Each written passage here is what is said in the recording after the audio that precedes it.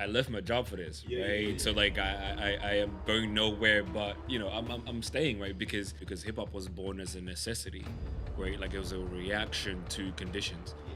So what can you in your sphere of influence do? Charity begins at home, right? So it's like, what can you do in your sphere of influence that can then benefit the wider community? You can kill the man and not the idea. Viewers, thank you very much. Once again, this is Admire from Admire That of Business. We love your support all the time, you guys. You support us from inception to now. We've managed to bring in diverse guests for you two guys to enjoy the discussions, dig in deeper into what these guys are doing. And we love to do that, you know? It is for you guys.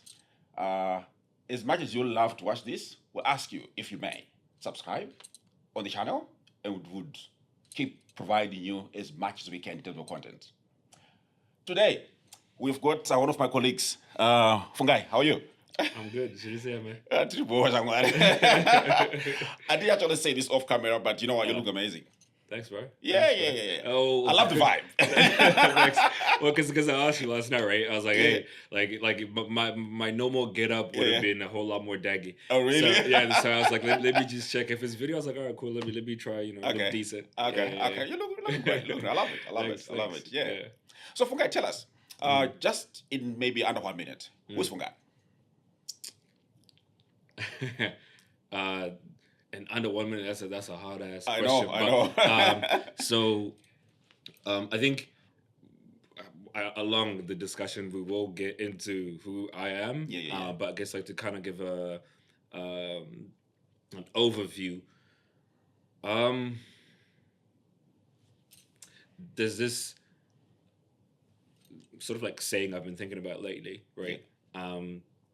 The contradiction of being African while unlearning and relearning what it means to be African. I like that. Right? And I think that really encapsulates who I am, like in terms of, or at least over the last 5 years, right? In terms of the learnings I've went through, some of the experiences I've gone through, the decisions I've made in terms of the work that I'm doing, from the podcast to the art projects, and there's a lot more down the pipeline. Okay. So I know that probably didn't say a lot about who I am. No, it's all right. I mean, we'll get in there more. You know? Yeah. And I think talking about that, where are you based now? Well, I'm. Which country, rather? Sorry. Which country? Oh, where I come from. Where I come from. Oh, sorry. Ekaya. Zimbabwe. Yeah. And currently, where are you based? So Sydney. Parramatta to be exact. Okay. Yeah. Okay. I'm not sure about privacy in there. People are gonna check you out. We're just looking for Sydney and stuff like that. No. I mean, the thing though is like I live in Parramatta, but like I feel like I don't. Okay. Because like I don't go out as much. Okay. Like actually, I spend more time out of Parramatta, probably in the city and stuff. So Okay. Yeah, That's pretty I'll be good. safe. Yeah. Okay. I love that. And also, for how many countries have you lived in? So Talk about Zimbabwe, Australia, and yeah. So I moved from Zimbabwe when I was 20. okay. Yep. So I was moving to Sydney. Stayed here for a couple of years. Did the student life. It wasn't working for me, bro. Okay. Fair enough. It wasn't like I think I get the privilege of being here in Australia. Of course I do, and I appreciate it. At the same time, I feel like the notion of coming out to some of these countries is a little oversold to us. Okay. And so the thing is, we go through so many sacrifices so we can stay here. I know. And then we make justifications as to why. And like for me, it just didn't add up, right? Like, and I was still like, in my early 20s, but for you to be telling me that I have to pay about 40,000 in tuition a year, right? Yeah. While I'm working as on a student visa, which means I can only do 20 hours a week, yeah. right? And then I still got to live outside of that as well, like uh, it didn't make sense for me. So um unbeknownst to my family, I started planning to move to Cape Town. Right. Because I didn't want to go back home Okay, fair enough. because I I had always had the plan of finishing high school and leaving the country, Yeah, yeah. but I didn't want to be too far away from home. Okay. So I actually didn't want to come to Australia in the first place. Right. I wanted to go to South Africa because like it was like a whole lot closer from I know. home, And the vibe is there as well. yeah, oh for sure, I know for sure. And then so that yeah, so like I think for me, I ended up deciding to move to Cape Town. Okay. You know, save my money, paid my tuition for a whole year, and then I told my family I was moving. Goodness me. They were not happy, of course, but you know, Okay, okay. you, only you write your story at the end of the day, Yeah, I know. right? I know. And so yeah, and then I moved to Cape Town, stayed in Cape Town for a year and a half. Okay. And you're studying as well? Yeah, yeah. So, Okay. so I started there. Yeah, like I had plans to Yeah. start a life there. Okay. And then things happened, and I had to move back to Sorry. Sydney. Okay. And then yeah, so that was back in 2014, and I've been back since. Okay. So when you're in Sydney, what were you studying? In Cape Town, what are you studying? So when I first came to Sydney, I was doing some diploma. Okay. I think it was a diploma in accounting. I think. Okay, fair enough. There's accounting, finance is my background. All right. So I did that, and then when I went to Cape Town, I was doing a Bachelor of Commerce. And then so when I then moved back to Sydney, I just continued the Bachelor of Commerce, but I couldn't find the degree that. I ended up sort of pivoting from because I was doing accounting at that time. Yeah. And I was having conversations with my brother, and he was just telling me about how finance is a whole lot more broader. Yeah. So I then decided to do applied finance at Macquarie. That's kind of fancy. So yeah, so because I had plans to be in probably like investment banking or something like that. Okay. Right? Okay. So did that, but then I. Yeah. I'm just realizing this is the first time I'm publicly saying this. Okay. I dropped out. Well, because I've never even had the conversation with my family. Okay. Yeah. Like we all know I dropped out, but like we've never spoken about it. Okay. Yeah. So I was at Macquarie. Yeah. Right, and I think I was now going into my second year. Yeah. Because I had to like also figure out like some transfers from SA and stuff. Yeah. At the same time, I was fortunate that I was working full time at Westpac, right? And so, so I was working as a financial analyst. Okay. And so, what I was studying was way more complex than what I was doing for work. Yeah. What I was getting paid for, right? I like that. So for me, it didn't make sense because Yeah. so I'm going to uni. Yeah. I'm spending all this time because I was doing And night money. school, Yeah. right? Yeah, and the money as well, right? Only so I can have this piece of paper to give me a job that I already have. Yeah. Right. Of course, I get like in the question of longevity in the sense of like what you can then progress and so forth. But for me, it was a bit of a bit of bullshit. Yeah. And so, and at the same time, I guess it kind of clicked to me that I had always been in finance and accounting only because like I was ever good at it. Like I was good at it. Like if you remember from our education system back home, right? It's like we were learning principles of accounting since 13 years of age. I remember principles of accounting, right? Yeah. And so for me to be doing that for my career, it was really wild. Right, they're like stuff that I learned when I was 13. Is what I'm doing now. It's like so. What's the relevance of me even doing the degree to begin with? Right? Yeah, you got the basics. Yeah, the basics. Right. Yeah, and so this is just all a matter of like me just having to tick a box, somebody else's box. Yeah. Right. Yeah. So I dropped out, and then at the same time also like I started to rethink being in the finance space because I remember one day I walked into the office and everyone was either wearing black suit with a white shirt or a navy suit with a white shirt, And the blue right? tie. If they had a tie on, they had a meeting, right? And that was really Yeah, wild for me yeah, because it was like, holy shit, yeah, it felt like I was working in a cookie factory, yeah, yeah, right? yeah, yeah, yeah. And I was like, and I was almost an outlier because I was wearing chinos and a shirt, right? And that's not even doing too much, but like that was like being an outlier, right? Yeah. And so it just kind of had me rethinking a lot of things. And also then I realized that I'd never actually taken time to figure out what I wanted to do in life. I'd only ever decided to do what I did because the education system just pushed me in that direction. Yeah. And so it's like, remember like when you're 15, right, they start to stream you or like class you into like, class A, B, C, and D, right? And then so you're either a sciences, commerce, or arts. arts, Yeah, yeah. and that's it, Yeah, right? that is it, yeah. So yeah, and then I just decided to figure out what I wanted to do from there. That's crazy, that, because see that education system we were talking about. I also did accounting initially. My like principles of accounts, like when I was like I think form 2 or year was that year 8 or something like that. Yeah. So you see, there is always structure. We are all structured. The system is there to push you in a certain, to make sure you in a certain funnel, But as you grow old, I start to think, what I really want to do. Yeah. Because like what you're doing now, we're gonna talk about a bit later on, but it's totally different from accounting. Completely. Yeah. That's crazy. and that's the thing, right? Like that's crazy. there's a book I was reading. Yeah.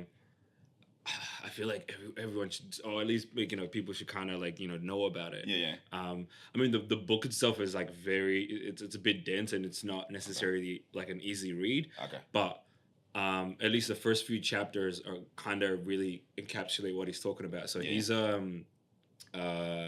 he was a Brazilian educator, and I think a philosopher as well. Yeah. And he was talking about, so his book is called The Pedagogy of the Oppressed. And basically what he's talking about is he's challenging the education system, where what it promotes is for us to memorize and so we can regurgitate the stuff that we know, right?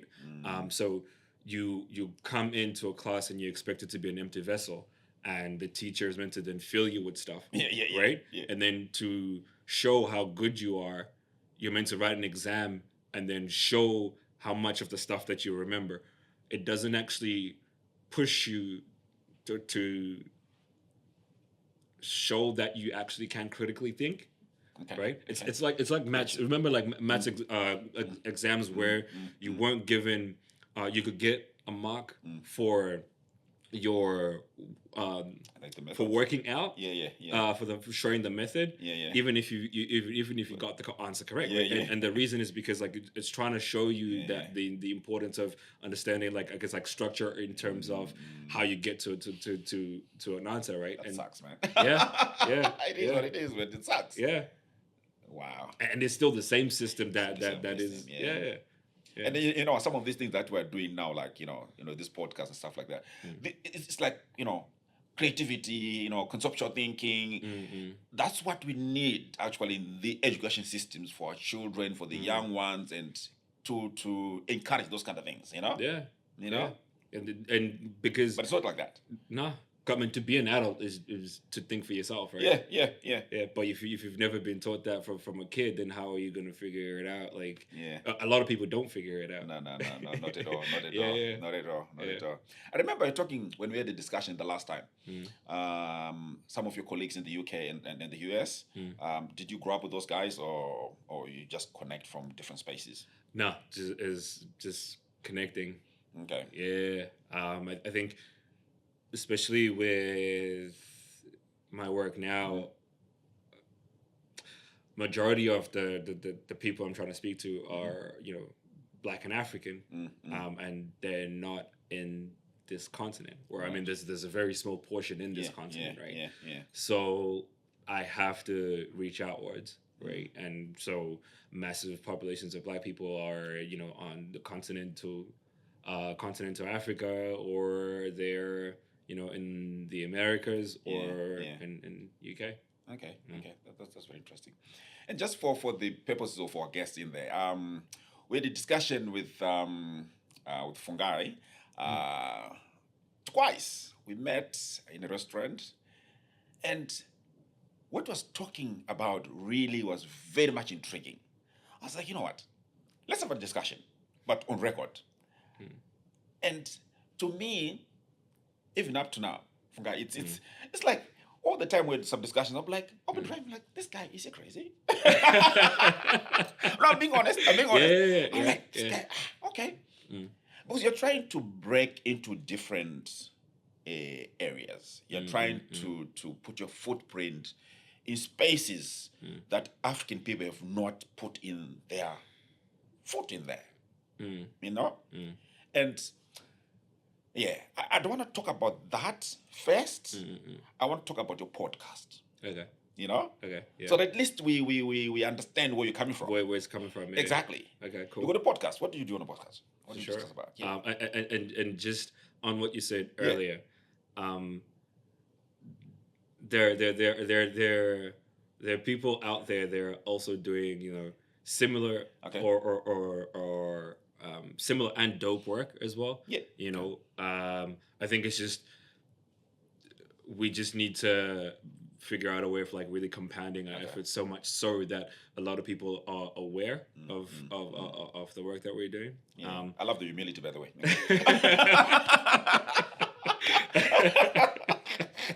It's good. It's all right. But to answer your question about the podcast, right? Yeah. So the podcast started because when COVID happened, everyone had a lot of time, right? True. And so for me, I decided to start reading, right? And as Africans, we are so familiar with, how we know very little about our history. We talk about how our history has been authored by others. We know we're not very connected to our cultures and so forth, right? Which is very true, but also at the same time, that's become a crutch.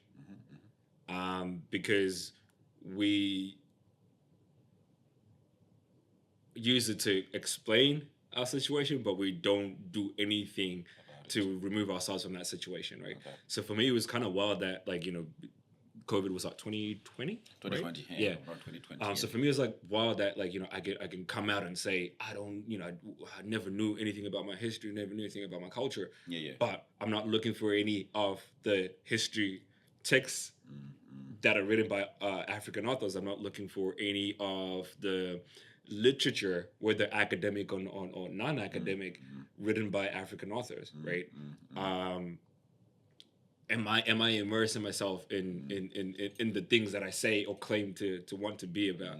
I'm not, right? So either I continue to lie to myself or I do something about it. And so for me, I decided to start reading. Okay. And in doing so, I was just realizing just the sheer amount of things that I didn't know, but I was very sure that a lot of people didn't either, right? Like, you have to look at the people around you to get a reflection of the state of things. And especially because I also, I'm fortunate enough that I am in different circles. So I have, I can kind of tell the temperature, so to speak, right? Yeah. And so the podcast for me was a very easy way to figure out how to share information, and how to at least start to encourage a lot of us to just become curious. All right. Right? Because I think at the end, you never want to be absolute, but of course, yeah. You've got to be curious, right? Like, as in, you have to. It's a main ingredient as to what then sort of spurred the podcast. And so, and that's a space that I really enjoy because it allows me to, because it's also my learning process. Because I have to, of course I got the guests that come on, experts in various ways, but that also means I have to do my research. I have to read up, and so like that's also my journey of like my own learnings. And because like I never want to step into these conversations without having an understanding of the subject matter. And in some cases to even have a strong and informed opinion on it. And so that's kind of how the podcast started. Okay. So it started like 2020 or so. Yeah. Okay, and still running. Yeah, still running. Like it's just like I think sadly that I wanted to have released the new season a couple of months ago, but I think just the realities of the amount of work with the art side of things. So that's just meant there's just been a delay with the new season, but for sure that's something I intend to keep doing. How many seasons have you done so far? So this will be the 5th season. Oh, 5th one? Oh, really? Yeah. Oh, that's a lot, man. Yeah. It's a lot. Yeah. Good work in there. Yeah. Oh man, and the network of people it taps you into, right? Like, again, like I'll be talking to a professor in Germany, and then next minute you're talking to someone else doing something dope in Nigeria, and it's also really dope to just get to see the different spaces in which that energy exists, if you want to call it Pan-African energy. Pan-African energy. And so it's like, you just realize like that there's a lot of us out there. Right. The only, I guess, like it's just a case of like, I don't know if coalescing is the right word, but like, as in bringing together. Okay. A lot of that energy. Oh, that's a beautiful. So it was that where you now start, getting the elevation in terms of exhibition that you're working on? Was that the foundation sort of? So I knew the podcast was never going to be enough. Right? Okay. I love that. Yeah. Because like, at least for what I want to do. Yeah, of right. course. The idea is to be able to share and amplify, the message, so to speak, or amplify a space where we're having very critical conversations as Africans, right? Yeah. The podcast wasn't going to do it for me because it's a model that works based on engagement. Okay. Yep. And which I feel is contradictory almost to the content that I create. Okay. Because the content is more about substance than it is about trying to just easily capture people's attention in the first 2 seconds or so. Right. And so that model for me didn't work. Okay. So I knew that the podcast was never going to be my space. Like, it's a space for me to enjoy and to be able to still reach a certain audience, but not to the scale of like what I want to do. And so I had to figure out a way to still be able to have those same kind of conversations, or to be able to approach those kind of conversations or issues, but at a bigger scale. And so for me, art became that medium because it's more inviting. Okay. And because we do multiple disciplines, right? So that means it affords us the breadth to be able to approach any concept in any kind of way, right? And to kind of give examples of that, right? Like the exhibition we're doing in November, that's for hip hop, right?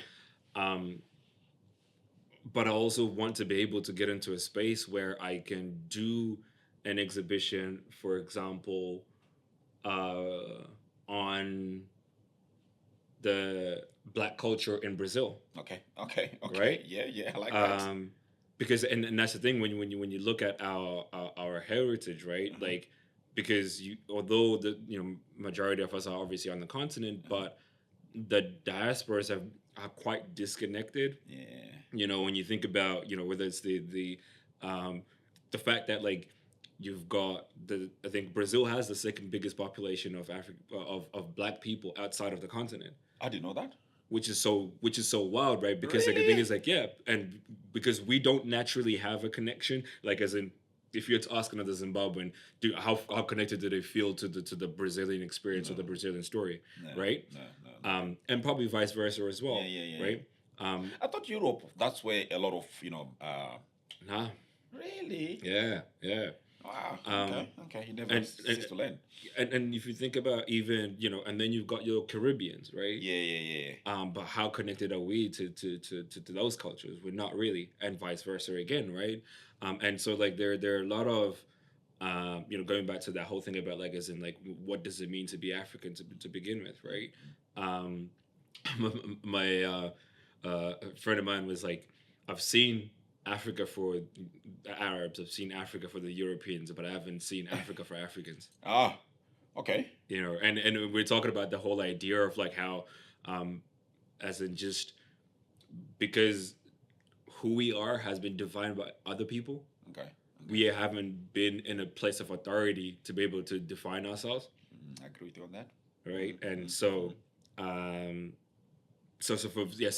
for us, the idea of leaving it, broad enough to the point where, we can play around with so many different, concepts, but we can also engage with different communities too, right? Like, because that then puts us in a space, for example, where we could be working with, Brazilian curators, for example, right?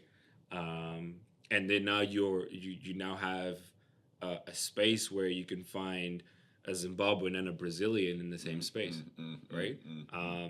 With a Colombian, and a Nigerian. You know what I mean? Yeah. That's very interesting. So you're a big advocate in terms of African culture. Am I right to say that? Or you're working towards that a lot? Yeah. Like definitely a big advocate, right? Like you can't love something you know little about. Oh, put simply, right? Okay, yeah. So if I'm gonna claim that, I am African, at least in the version that I understand it to be, right? Then it only makes sense that I am immersed in it, and right, like so whatever you see of me now is a reflection of culture, right? Like as in, and like, whether you want to say like it's coming from a place of humility, but like that's really what it is, right? Yeah. I only reflect the things that I consume. Yeah.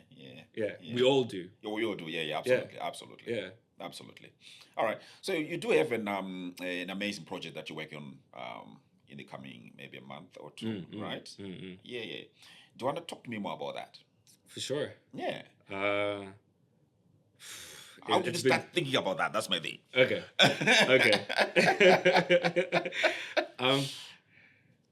Some of these things are things I've just been thinking about for a really long time. Okay. Right. And some of these things will be things that I've just recently come across. Like it just really depends. With hip hop, I grew up in hip hop, right? Like, and you can attest to how big of an influence that has on our culture, right? True. So I started listening to hip hop when I was about 6 years, courtesy of my brother. Okay, all right. And so even though I've never been in the States, I feel so connected to that story, right? Because of the rappers I've also listened to. Like, and a lot of the rappers would be what people would consider as conscious rappers.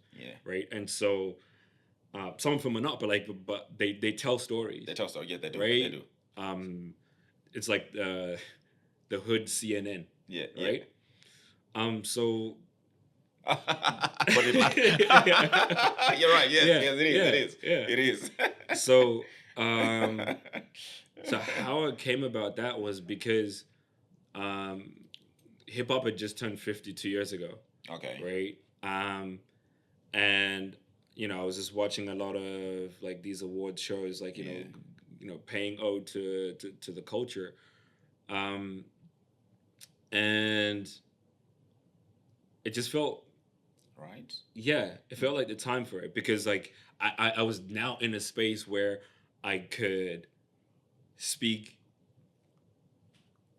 a truth that I feel is shared with a lot of people who are in the culture, right? And that truth is really stems from how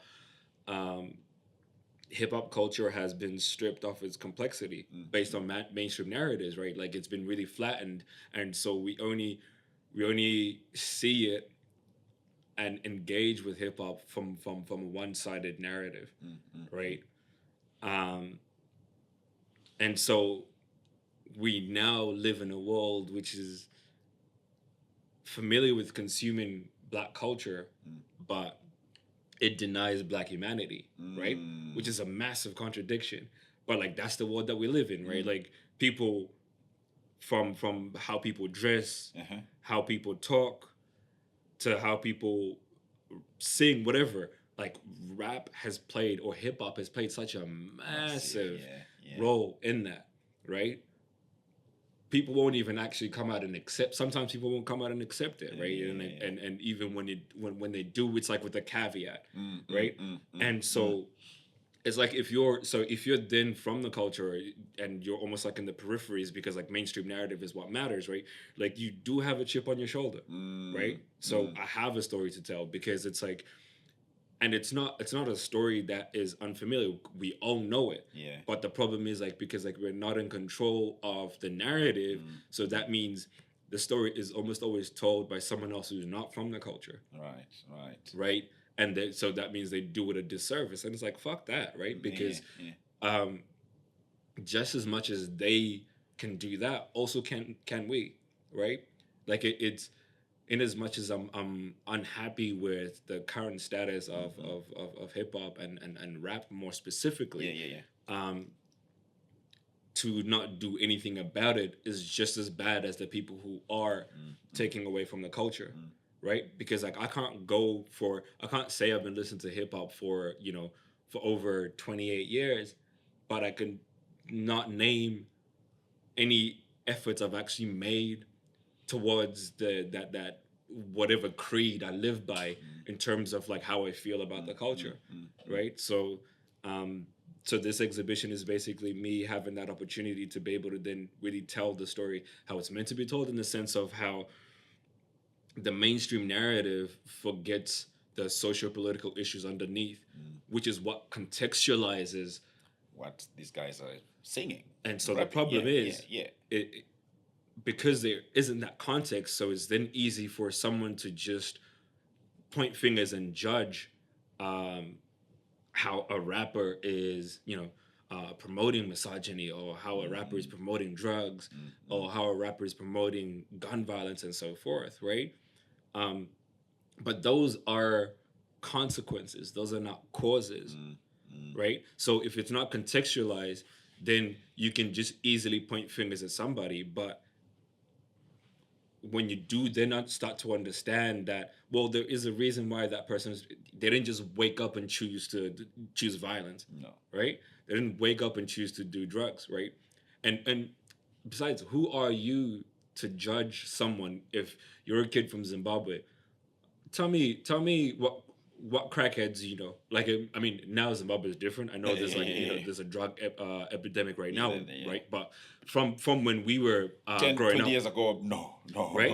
Like who was holding a gun up to you, right? Like trying to rob you. It was different, right?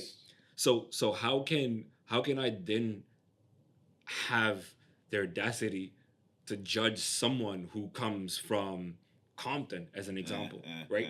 I can't even fathom the life of being there, but then I have the balls to talk about how your shit makes me uncomfortable, or and so that's a good illustration, eh? Right? Because like, how better are we from the very people that we say are shitting on us, right? Because like that's what we complain about, how they don't have context, so they will just run their mouths because they don't have context, and we're doing the same thing. They don't know. They don't, right? And so and this is the idea with exhibition, where it's like, so we want to contextualize things, right? So it's like, whether you're from the culture or you're not, well, I guess more specifically, if you're from the culture, right, and you're consuming it, then you have a responsibility to understand the full context of what's going on, right? If you're not from the culture, we're still speaking to you in the sense of, I guess like the universal truths of what does it mean to live a life of struggle? What does it mean to be in poverty? What does it mean to live a life where the government, like systematically neglects you, right? Because like you may not understand the life in Compton, but you can understand how it feels to be marginalized by or not seen by your government, Yeah, yeah, right? yeah. People are in charge, actually. Yeah, Yeah. yeah. So that's the story that we're trying to tell. Wow, wow. Yeah. So this is just for hip hop, is that right? Yeah, yeah. Sorry, Yeah. get lost in No, no, the you didn't get lost. I mean, philosophical. I love that because you need to know the context. Yeah, yeah, yeah. The yeah. guests want to understand the context, which is great. Yeah, Yeah. yeah. Okay.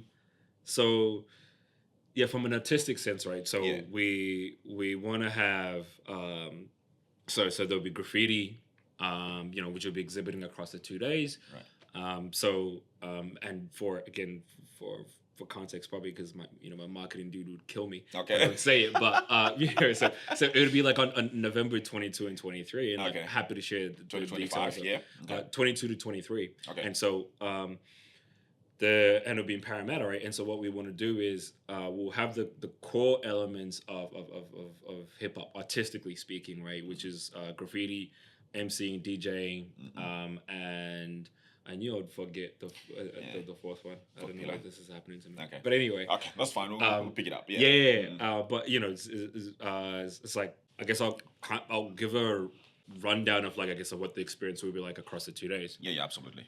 So the opening ceremony is a short film screening alongside a panel discussion. Okay. So the short film we're creating is part of a documentary series that we're doing. The idea is it's almost like hip hop 101, right? Like when it comes to conversations about advocacy or social equity, justice, or whatever you want to call it, it's difficult to have meaningful conversations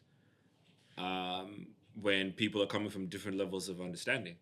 True. Because like everybody else is just very interested in their viewpoint and they just dig into that, right? And it's just a question of who sounds more smarter than the other person kind of thing, right? And so okay, which is very frustrating and and it leads you nowhere, right? And so the short film is designed to tell the story of the origins of hip hop. Okay. But what we want to focus on again is in highlighting the socio-political context of like what was happening because hip hop was born as a necessity, right? Like it was a reaction to conditions. Yeah, yeah. So we want to show that story, and we want to talk about the culture and how it was criminalized in moments where it spoke truth. Whether you want to look at like gangster rap, for example, where gangster rap then had this really bad connotation, negative connotation that came with it, right? But in reality, these were people who were talking about how the police were raiding their buildings with no cause, right? Like that's around the time when you had a lot of the LA raids, and that's also the same time of like the Rodney King riots, right? And so people are making it seem as if this is coming out of nowhere, right? Yeah. When in actual fact it is people reacting to a situation. And we also want to talk about how the culture is commodified in moments when it's profitable, right? Which is really what is an indication of like where the culture is at right now, right? That the parts of it that people are very familiar with are not the ones that are rooted in the essence of the culture, right? And it's not to pit one side versus the other. Like I have very little interest in that conversation. Okay. Because the commercial side of hip hop is going to stay because the corporates make money from it, right? And certain people do appreciate it as well.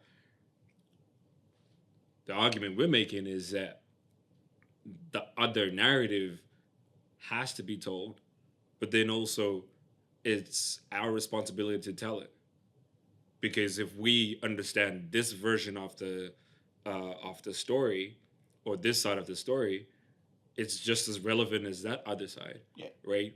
And you know, conceptually thinking of it, if there are people out there who love and appreciate the conscious side of hip hop, let's just say it's 40% of hip hop now, right? So technically, those conscious artists should be commercially successful, Yeah. Of course. right? Yep. Yep. So so there is a disconnect somewhere between the community or the culture and the artist, right? Because we should be able, this side of the story should be able to support this side of hip hop, Yeah. or this side of align, rap, rather. Yeah. right? Yeah. Mm-mm. And so, and again, this is, the exhibition, and I guess like in its full, in the sense of like an effort in trying to keep that version alive and that story alive, right? Okay. So yeah, so the So that's in the short film. so that's in the short film, Okay, right? Yeah. okay, So yeah. and so we're breaking it across three parts, because it's a really big and complex story to tell. So like we want to be able to allow the story to breathe, while also making sure we're able to like thematically tell the story we want to.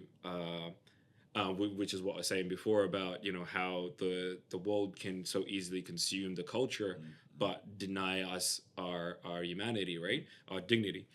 And then the panel discussion is supplementary to that, and we'll have an ex b-boy, ex graffiti artist on the panel. I was about to ask the composition of the panel. Yeah, yeah.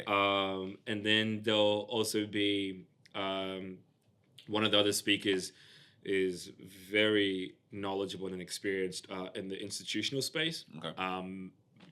Probably over like 20 years experience. Oh, that's a lot. So he's he's worked across various positions within the institution of music, and myself, right? And yeah, so the idea is to sort of like bring this balance of perspectives, to be able to talk about or expand on some of the issues that are touched on in the film. So that's the opening ceremony, and then we're gonna have a second event will be a live poetry performance. So that's paying ode to. I don't know if you used to watch Def Poetry Jam. No.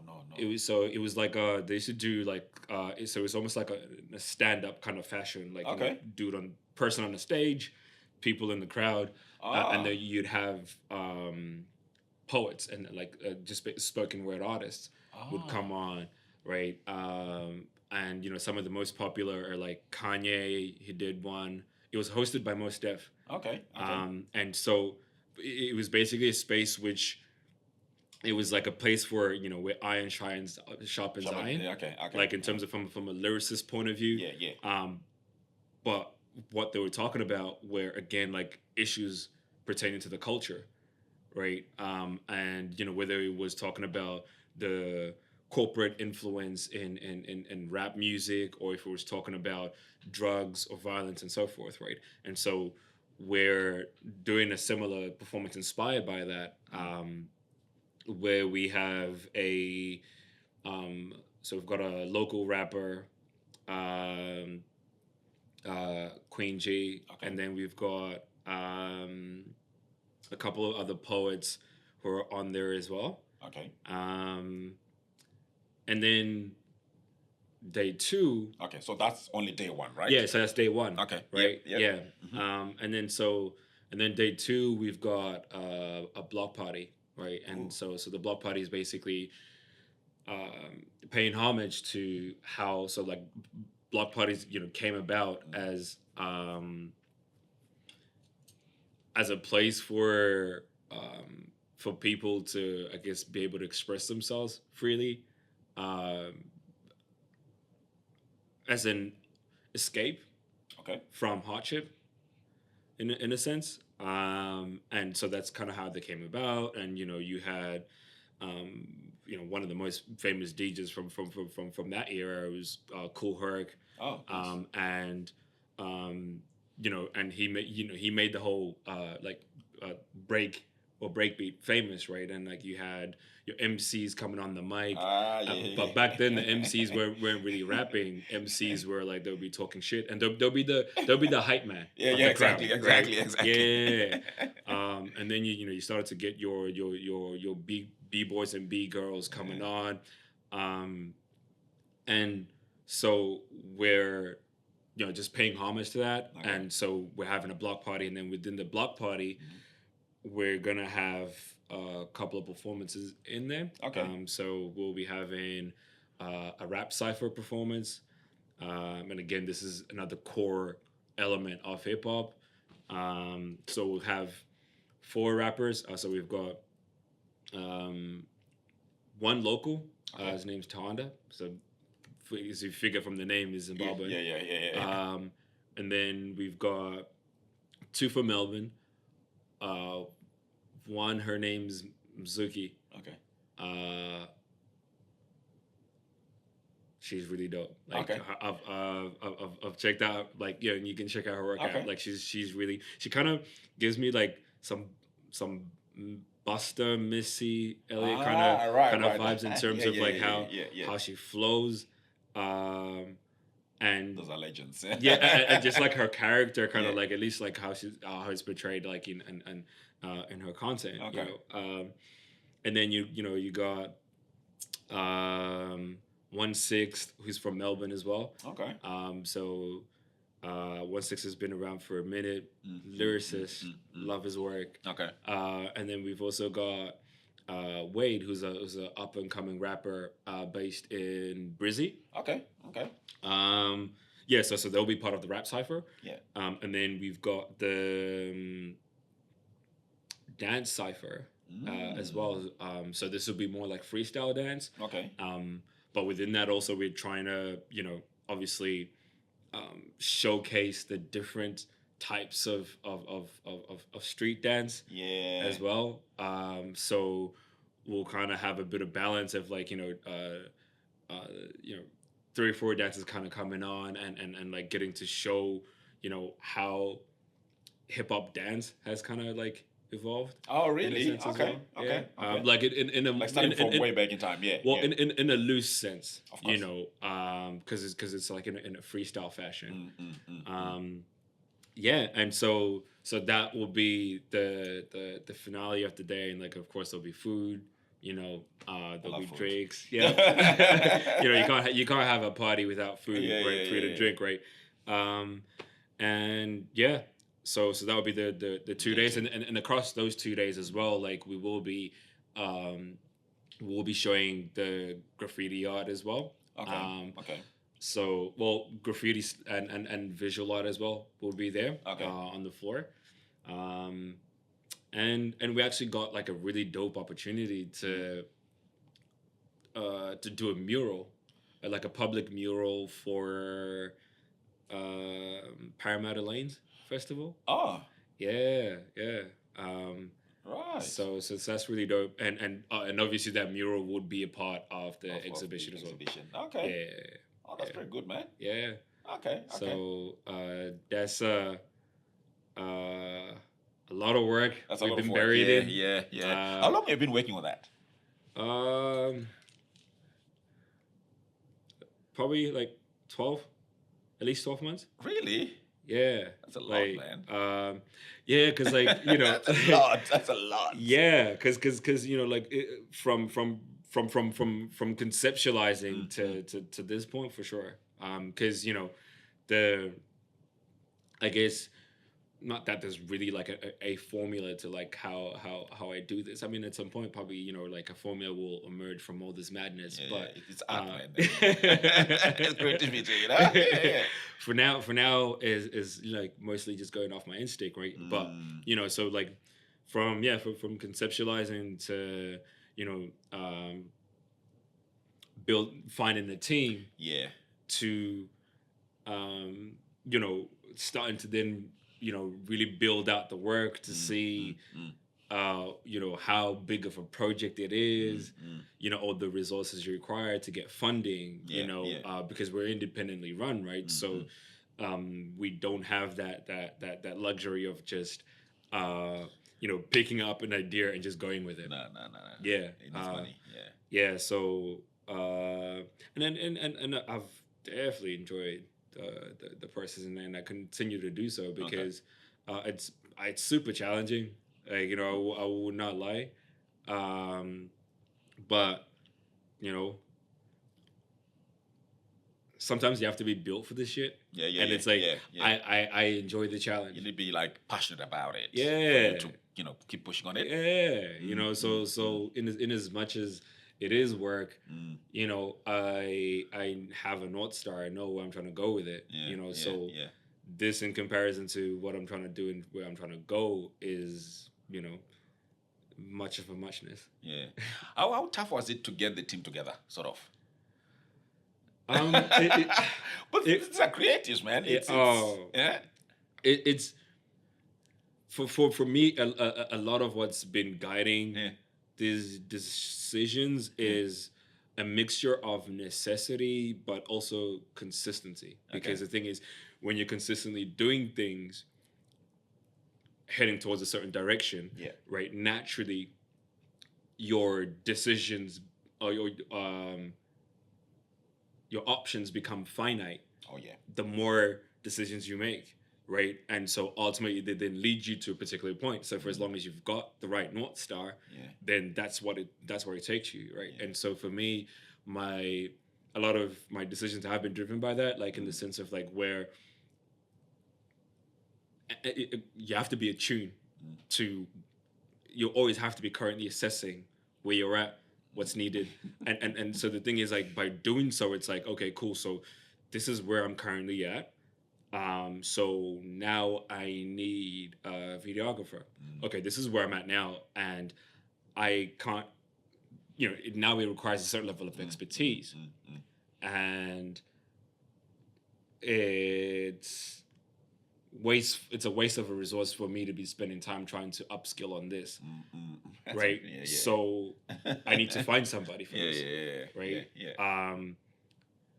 I need to do contracts, but I am not a fucking lawyer, and like I'm not about to pretend as if I can just write a contract, right? And so I had to engage law firms to help with that. Figuring out, okay, cool. So I do need to have a number two, right? So, and also, like, you tap into your network too, right? So I have the fortunes of knowing people who know people, and so I've been connected to people who've really been helpful. Like my co-curator, she's really fucking dope, and like she brings on certain perspectives, like her experiences is like from institutional space, and it's really good because like it helps frame my untamed imagination, because like I'm coming from a very different space, right? As in, so and so it's identifying what you need when you need it, and then that helps you figure out exactly what it is that you need, right? And so it's like, okay, cool. So I need this kind of person in my team because I can't do this, or this is a weakness of mine. So I need someone who is, and what's very important is, and I'm sure you can attest to this, is finding people who are, I don't have time to babysit. So the moment we start to work together, that means like I have to be able to trust you that you can do your work and do it well. Right? Independently. Otherwise, I might as well just do the job to some degree, right? Like if I have to like walk you through it and like hold your hand in all of it. I get you. Right? I get you. Because time is a massive resource that you can't get back, and like it's super important when you're starting, because almost everything falls on you, right? So and you have to have the mental capacity to to be adaptable as and when shit happens. And so you can't be doing that while you're also fingers deep down in all of the weeds, right? You will have your fingers down in the weeds, but you can't be in all of the weeds, right? No, not at all. And how is the community picking up this kind of idea from your own perspective so far? I mean, this exhibition is our biggest swing. Yes, right. I know. So to some degree, this is an experiment. Okay. That being said, though, I have no doubt in terms of like the product. Yeah. And this doesn't speak to how highly I think of myself, and it's just more to do with like as in this is just a reflection of source, right? Like I'm not. This is not new shit. This is just shit that already exists, right? I'm just bringing it out, right? So like I'm not making anything up, so to speak, right? So I have that assurance, right? So like I'm not worried about like the product and in terms of what it has to offer. We've done 2 shows before, right? Okay. Like so this is going to be the third exhibition, right? So those 2 were smaller in scale, intentionally so. Okay. The last year or the year before? So I did one last year and the year before as well. Okay. And the first one I did it in about 3 months because I had to like I'm very big on think and dream big, but start small. Okay. Yep. Right. That's practical. And the thing is like, and so you then it becomes a cycle of like you learn, improve. What is it? Build? I don't know. Like there's that. I used to be a product manager. Oh, okay. But like this whole like like sort of like agile way of working. I think building blocks sort of one on top of the other. Yeah, right. So it's like as in so you build, test it, right? Get your learnings from it, and then you build again. Yeah. Right. And then that's how you grow. Right. And it allows you to also slow yourself. Yeah.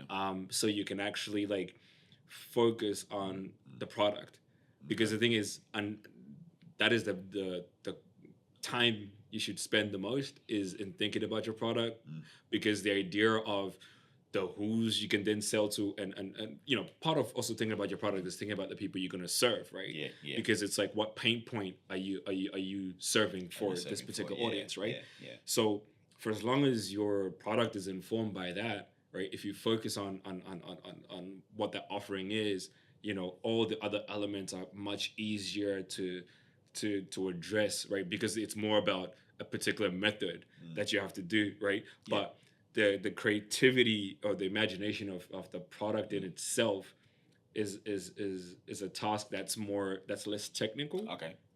Right, and you kind of have to spend a bit of time with that. I'm sorry, like I've forgotten the question now. No. You actually answered the question. Okay, cool. Yeah, and this is like what you put it across, a hip hop exhibition, right? Mm. You were explaining to me earlier on as well that you're going to be exploring other areas as well, right? Going on forward. What are the areas that you've been looking at? Just out of interest. Yeah. Oh man, I stay working, man. Like, the man is going. Yeah. So one of there's a couple that I'm excited about. Okay. Right. I want to do one for Zimbos, man. All right. Okay. So I want to do one on the Shona and the Ndebele. Oh, interesting. I'm learning just how much I don't know about being Zimbabwean. Okay. Like I was talking to artists I'm working with to create our logo. Okay. And so we were talking about some of the elements that are going into the design, right? And he then told me how Shona is a colonial term. So there's no I guess like indigenously speaking. Okay. Shona is not our word. That's news to me. What do you mean it's not our So Shona was a word that was created as a term, like as a colonial administrative term, Yeah. because Pamashona we have what Makaranga, Mazezuru, Yeah. Manyika. Yeah. This is what 5 or 6 maybe. Yeah. Yeah. Right, and but the thing is, from a colonial point of view, we were much closer to each other linguistically speaking and culturally speaking, right? In comparison to Mandela. Yeah. So Mashona then became, which is why when you then think about it, right? What's our address? Samashona, Yeah. right? That's very clear. What's our food? Yeah. But the thing is, it's like such as like rice, Yeah, right? yeah. So we can't even claim that, right? Yeah. As in, so we don't have a thing, right? And it's like, so, which then makes you think that like, so part of it is the fact that like, you know, we became homogenized into one people, even though we weren't. I'm sure inside. Yeah, That's it. right? Because like I only know that Umuzezuru or Momanyika just based on like pronunciations and like or accent, right? Yeah, no. But outside of that, it's like what else sets us apart, right? Because like we were then stifled and never were allowed to actually be individually, you know, those individual sub tribes, right? Or you know whatever you want to call it. Okay. So that's just like a little aside, though. That's interesting, eh? Yeah. Okay. But anyway, so it was easier for them just say, you know what, this also. Yeah. You know? And they use that on all other countries, right? And so for me, it was such a I can't even say I've really wrapped my head around it because like I'm 35 now, so I don't even know what that means to say that I'm not Shona. Yeah. You know what I mean? Yeah. But going back to what I was saying before, the whole idea of like unlearning and relearning shit, right? Yeah. So anyway, so we're doing, so we're working on Shona Debele, you know. Yeah, and then so they did, like I don't know anything about Ndebele people, bro, which is wild, right? My first exposure to them was here in Australia. Okay. Which is crazy, right? Like as in real exposure, like as in to have people that I actually talk to, right? Yeah. And I still remember one moment that really sticks with me is a girl that I dated. She's in Ndebele, and you know we're talking about Gugraunde, right? And she was like, one of the wildest things, and that pisses us off about you Shona people is you act like that shit happened long ago. I know. Right? I know. And she was saying that for her, that's her aunt, right?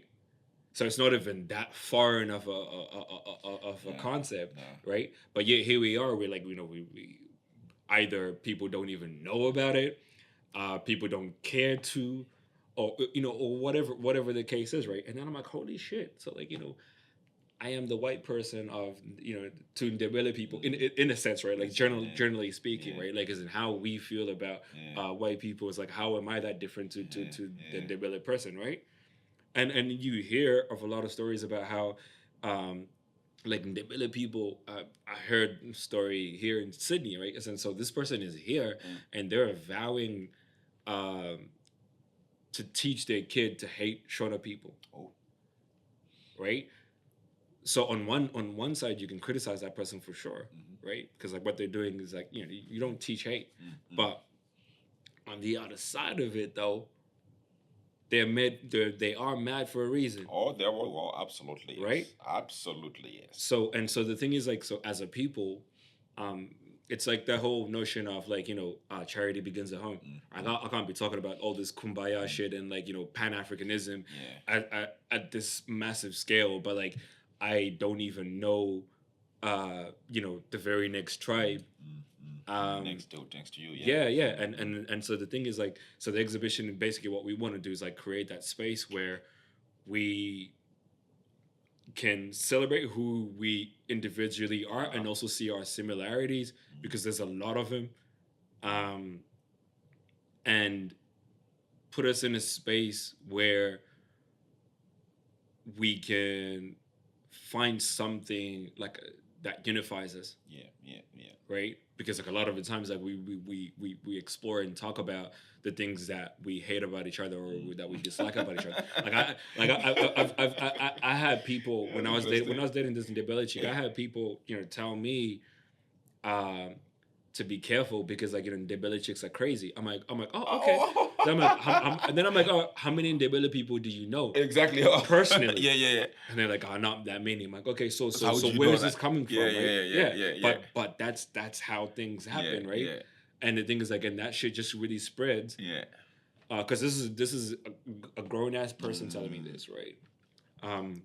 So that's one of the exhibitions we're gonna be working on, and a couple other ones as well. Okay. For sure. That's culture and language in there. Okay. Yeah, the I guess like it starts with the question of what story needs to be told, right? Like and again, right? Because it's not like we're talking about like new shit, right? No. These are conversations that people have in their houses. These are conversations that people will have, in certain spaces, right?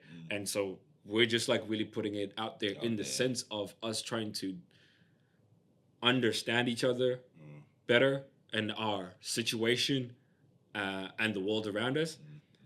But more specifically, the idea of sharing all of this knowledge is so we can empower ourselves, because we are not yet at a place where we can determine anything for ourselves because we lack that power, right? And there are economic and political ways to explain that, but I think the biggest driver is here.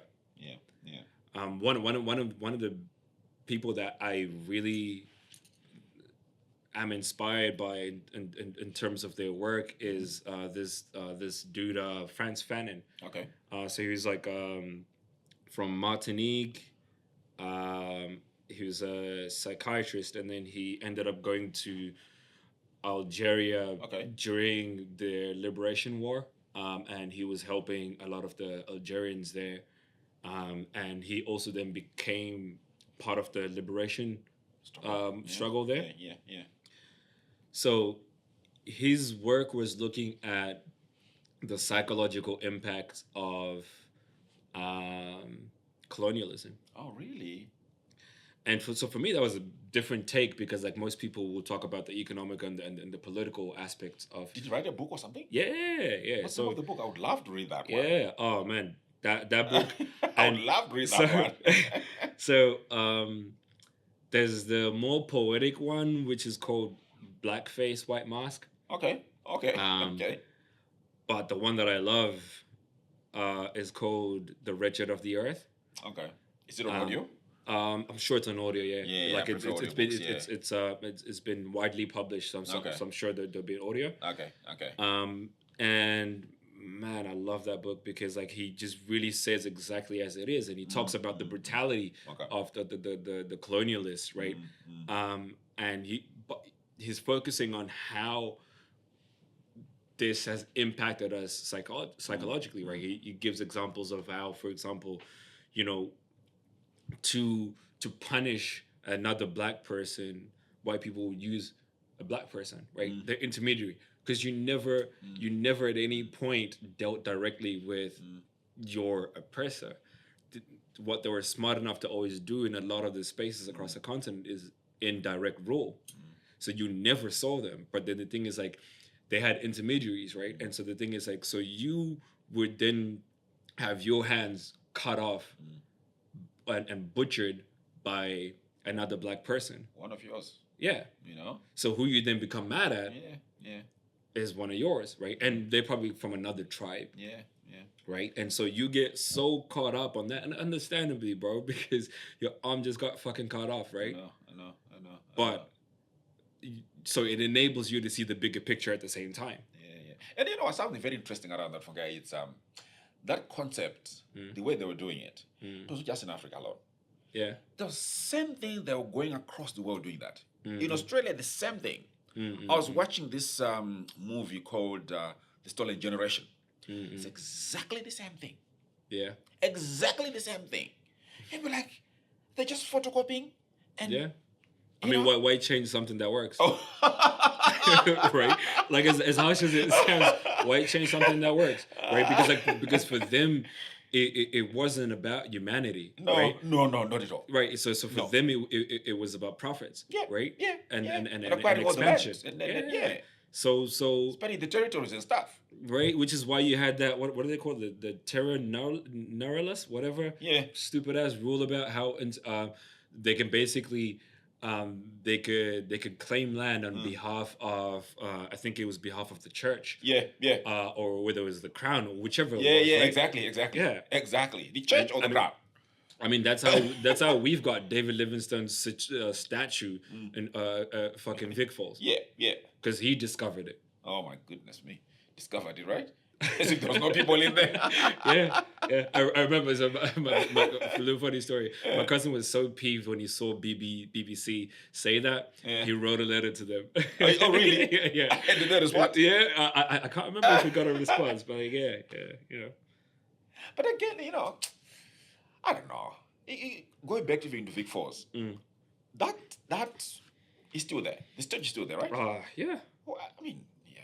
I mean, because the thing is, like, for who's going to remove it? Oh, right? why not? Because also, and here's the thing, right?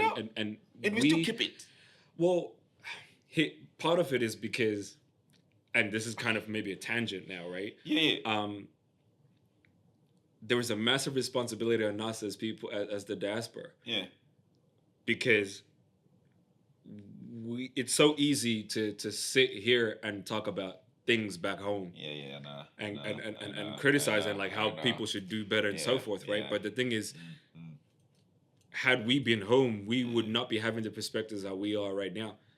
Privilege is what's afforded us those perspectives. True. So people back home can't be thinking about taking down statues, bro, because like they got way really shit to worry about. Yeah. And then so the question for us as a diaspora is, what the fuck are we doing, right? Like, because it's well and good to understand or criticize these things, but unless it's being followed with action, then like I feel like you should keep quiet. To be fair, right? Because it's like, why would you be complaining about a situation you're not trying to fix? Right? Then you might as well just go about your life here in Australia and just like, really be about Australia. Right? But that's what I don't want. That's this kind of discussion, but we don't want that. Yeah. Because the thing is, like, if you think about it, right? Just again within your circle, how many dope individuals do you know who are doing really dope ass shit? How much of that could home do with? And not even just Zimbabwe, right? Because the idea of giving back should not just be confined to Zimbabwe. No, right? No, not at all. Because we should be looking at it at a continental scale, right? Yeah. The reason being, right, there are certain conditions in different parts of the continent that are conducive for an engineer that would not be in certain parts of the continent, right?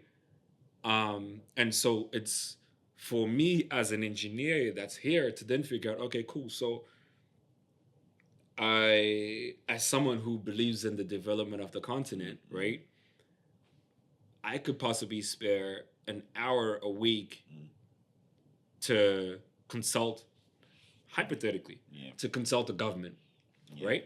That does need my expertise. Yeah. Because how many times do you go out in a week? Right? And how much time, how much money do you spend? Right? But then if we have a conversation, I remember I was at a friend's party and we were having drinks and we started talking about the situation back home. And everybody has an opinion in terms of what they think is the problem or the solution, right? And which is true enough, right? Because like we come from different backgrounds, so like our understanding of the situation is different and our expertise also different. So naturally speaking, that means we will see things different, and that's fair, right? So we spent a couple hours like going back and forth, and it was a really entertaining conversation, right? Because like everybody's drinking and we all talking, right? At some point, I kind of got fed up because I was like, all right, bro, like we've been chatting for a minute. My question now to everybody is, each of you has a has an idea of what you think the problem is. Each of you has an idea of what the solution is. Oh yeah. Especially have a couple of drinks, you got all the solutions. Oh, right. then I'm like, okay, fair, right? So I'm not here, and neither am I interested in trying to say my perspective is way more valid than yours, right? My question to you is, what are you doing about your proposed solution? And nobody was doing anything. No, and so for me, that was wild, but it was also very. I intentionally did it because like I wanted people to realize how that's just how we are. A massive amount of us, and like it's no dig to anybody, but it's like we are so well versed in analyzing our problems and our situations and explaining them. Yeah, and oh my goodness. But exactly. But what are we then doing about it? Right? Nobody is. And so for me, I was like, okay, cool. So how then do you expect shit to change if you think you've come up with whatever the answer is, but you yourself are not even acting on it? So who are you expecting to do it? I know. You know, it makes me think of one of my businesses. We outsourced the finance department, right? Like maybe 2-3 years ago. You know, say, you know what, I'm not going to be taking this into here now. Let's get somebody else to do that. An accounting firm here in Australia. Then they started offering the service, and they did what they were doing, just great stuff, you know. And what they then did was they also subcontracted that work to the Philippines, which is lovely. I mean, Philippines are nice guys and stuff like that. They know what they're doing and whatever. But maybe business partner were like, but that same work can be done in Zimbabwe. You know? Well, why are we putting the work to Philippines? Why not just give it to Zimbabweans? Yeah. You know, like, you know, let's do it. Let's action it. That's simple. You know? Yeah. Because let's get that employment in Zimbabwe, not in the Philippines. You know? So, but it's one of those things whereby if we then have, you know, a lot of us thinking in those kind of spaces, like you're putting across, you know, as much as we would love to, you know, break down the problems, you know, identify that, explain the problem, but the solutions, we need to action the solutions. Yeah. The same way you're also coming up with exhibitions, you know, it's one of those things that now, you know, even you spoke about Shona and Debele, the, you know, the language one part, it's great stuff, you know. I think you should do that. I think you should do that. I think you should do that. Oh, I'm here for a while, bro. I'll tell you, because I left my job for this. So like I am going nowhere, but you know I'm staying, right? Because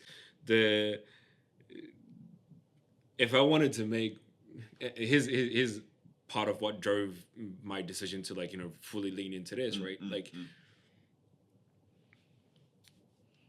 I got made redundant a couple of years ago, right? And this is when I was working as a product manager, right?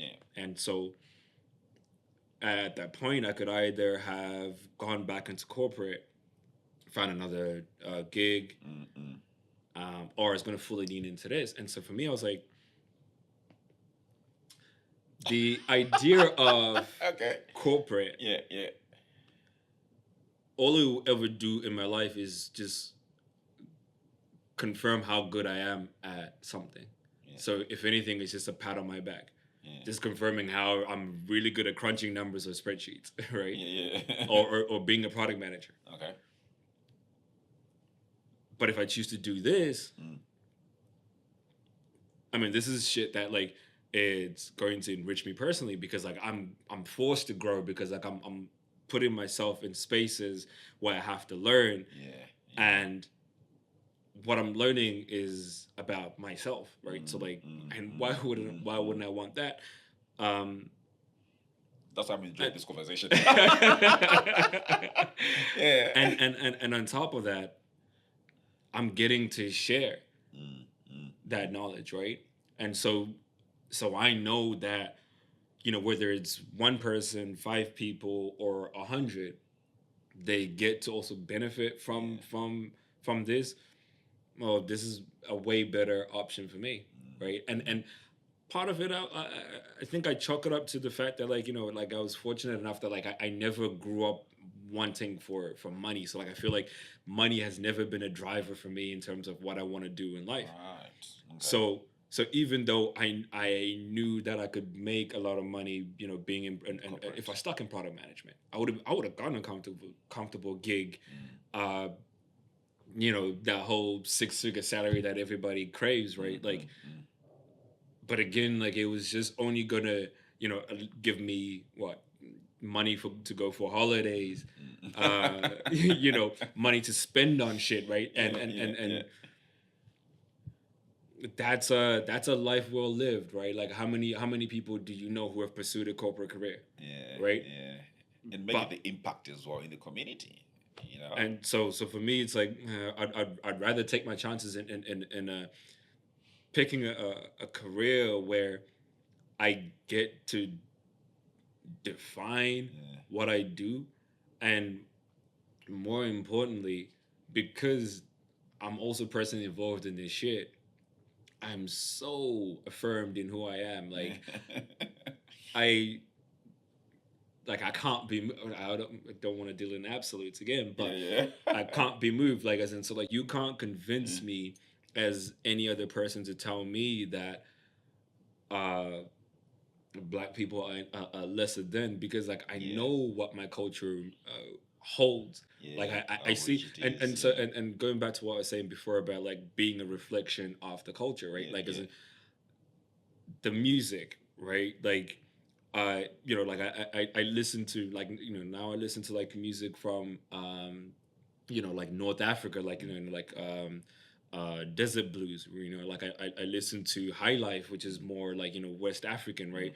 And I'll listen to, you know, your Afro beats, both the old Afro beats but also the new, The new ones, you know, like I listen to I'm a piano and stuff, right? And so I'm like, bro, like how you gonna try to tell me that, like, as in we ain't shit? I can see we are shit. So like, so you know what I mean? Like it does yeah, make it make sense, right? Like, and so like if I am reading, you know, like poetry, or like, you know, all these like novels from like from these dope authors, right? Like if I'm watching films from dope film creators, right? If I am engaging, because like our culture is heavily embedded in tradition, and so like our culture, unlike most, I guess, like I'd say, unlike Europeans, our culture is a very big part of who we are in an everyday sense, right?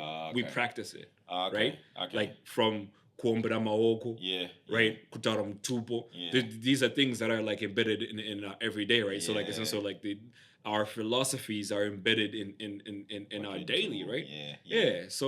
So for me, I'm like, so how can you then convince me that my language ain't shit when I know it is, right? Like as in, like I can see, and the depth of, bro. Have you ever, like, for me, Yeah. I'm rereading. I haven't done it in a while, that I confess, but like I have the book at least. Yeah. Which book is that? Retsumo de Madimikiro. Oh, okay. Okay. I have a Okay. whole collection. Yeah, like I started just like reading them. I'm like, yo, it's so wild. We'll talk about you know, who's a big philosopher, right? Like Okay. we'll talk about Socrates. We'll talk about Yeah. Plato, Yeah. right? And in their own rights, those are really dope and brilliant individuals, right? But we won't spend time reading our own shit Yeah. to see the depth of fucking Shona, bro. Yeah. Like the what it carries, like it's so wild for me that we don't know Sumunamadim as much as we should, because the thing is like that what they are essentially is that's our history. That's our history. You know, when we talk about it as in like, oh, our history is not written, that is our history. Yeah, that's our history. Sumo is basically like as in it's philosophies, right? Embedded, It is. right? It is. Yeah, It is. That's a good word. Yeah. yeah. So and again, right? So unless we're looking for these things and naming them and defining them ourselves, we'll always think they're shit, right? Because like that's what we've been told, right? So we always think it's way better for me to speak. Like sometimes I don't like the fact that like I have this accent, right? Because like people misconstrue and then think that like as in I'm all about trying to be some fucking Oreo, right? Like I'm trying to be white when I'm not. But the thing is that that's because our perception is if you sound better, like the more Anglo you sound, right, the better you are intellectually, right? Because that's what they've told us, and so we believe that. Are not even connected. Yeah, right. Yeah. And so naturally we'll then shy away from speaking our own language. We'll shy away from knowing our own shit because we've been convinced that like, no, you need to know Socrates, right? Why do I need to know Socrates, bro? I mean, he's a dope individual, sure enough, right? But like, as in, I should be making more space in my head for someone than I should be for some Greek bloke. I've never been to fucking Greece, bro. You know what I mean? I'm just saying, right? So that literal sense. Fungai, that's a very good conversation that we're having, man. But I think we need to wrap it up. Yeah, for sure. For sure. But it'd be good, even to continue conversations that we normally have, off record. Yeah. For sure, man. For sure. Like we should do that. Yeah, 100%, man. Like I was telling you how like I enjoy being a guest more than a host because I think also because like I'm just stuck in my head a lot, like with my work, right? Like so like I'm constantly having to conceptualize things, so like I'm in my head a lot, right? But the work I'm doing is it's not about me, right? Like as in what I'm trying to build here is and I was telling Muport earlier, right? Like it's the you can kill the man and not the idea. No, I agree with you. So what matters more is because a big part of why we have failed when it comes to trying to find our freedom, whatever that may mean for you, right? As an African and or a Black person, right? Like is lost my train of thought. Yeah. Okay. Oh, it happened. All right. Of course. But what I was just trying to say is like how it's not about me, right? Like as in this is it's gotta be a philosophy that we all carry, right? And part of what then builds that to be a philosophy is these conversations, right? Because we're all thinking and feeling these things, right? But like we just don't talk about them candidly, or at least in a position of us moving forward or thinking of moving forward, right? But the more offers that begin to do so, right, in our respective spaces, right, because like you have your own networks, right, you have your own reach, right, you have your own strengths and your own capabilities, right, and the power of the compounding effect is so fucking massive, yet we underestimate it, right, because think of this as a social experiment. If we in the next 6 months, if we just said every single African that's in Sydney alone, whatever you're doing, right? I'm not saying stop your 9 to 5, right? But whatever it is that you're doing, if you could in some way also benefit the community or channel it towards the community just for 6 months. How much development or progress could we possibly see? A lot, right? But the thing is, like, we don't think about that because, like, when we think about the idea of trying to, and I don't like this word because of the connotations that come with it, but like, revolutionize something, right? We think, oh, holy shit, I need to be Malcolm X. No. Malcolm there was only one, and there will never be another Malcolm, right? So like, rest easy, no one's asking you to be Malcolm. No pressure, right? Yeah, but the thing is, like, the question is about what can you in your sphere of influence do to then benefit, again, right? Charity begins at home, right? So it's like, what can you do in your sphere of influence that can then benefit the wider community, even if wider community means your niece and your nephew. Right? Because like if I am teaching my niece and nephew Shona, for example, right? I know that puts them better stead because like they won't then grow up in a space where they're uncomfortable speaking their language when they go to school. They'll be in a space where, because they're very knowledgeable about their culture, when somebody's trying to clown them or bully them about who they are, whether it's their hair or whatever it is, they're so knowledgeable about what that means and where they're coming from, that they can't be shaken, right? Yeah. Because it's like, how are you gonna tell me shit about my hair just because yours is different? Yeah. You know what I mean? It's like, so I won't feel any type of way because like I have never at any point thought my hair to be inferior, right? But if your kid is not learning those things growing up, right? It's like, and then they go to a lot of these white schools, and then they're getting bullied. Yeah, it's a different story.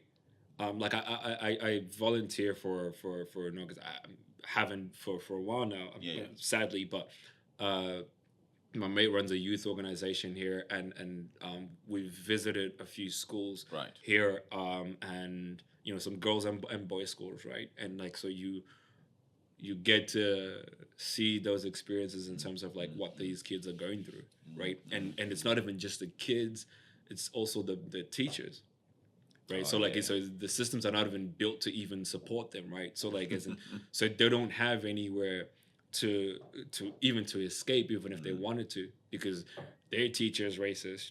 I'm not saying all of them are, right? I'm just giving just a few examples of like some of my experiences while I was volunteering, right? And so what can seem like abstract as we're having these conversations, like, because like I know sometimes, because some of these things can be in that sort of like abstract and philosophical phase or at level, sometimes people then just kind of push that away, but you don't realize how that then trickles down into the reality, right? Because the thing is like, so if I then if I can work on you know, educating my kid about who they are, how that then translates to them growing up as a kid, as a black kid in Australia, is very fucking powerful. It is. Because for us, it's easy to live in Australia because like we moved here when we were growing, right? Oh yeah. So we were already rooted in culture. Yeah. That is So true. so for me, you can't really tell me shit because like I know where I'm from. But a kid who's born here and raised here, and they've probably never gone back home, that's a whole different issue. It's different. Yeah. About two of my kids that were born in Zimbabwe and they came a bit older, and my other two kids as well that were born in here, you can actually see the disparity. Yeah. You can actually see the disparity. Yeah. You know? But you know, it is what it is. And those are not things that we pick and necessarily think about when we move here, but those are the realities of being here. It is. That being a parent means you also have to do these extra things that you know your parents never had to do because you were raised back home, right? And you were not even equipped for, because you're learning to live in Australia, and it's like, holy shit, this is what it means, right? So you're still trying to figure yourself out, but you also got to teach your kid. Yeah. Right? I know. Fungai, that was great, buddy. Thanks a lot. I appreciate the conversation, man. Appreciate it. Yeah, thanks a lot. Viewers, you know, we appreciate your time and admire of business. Thank you.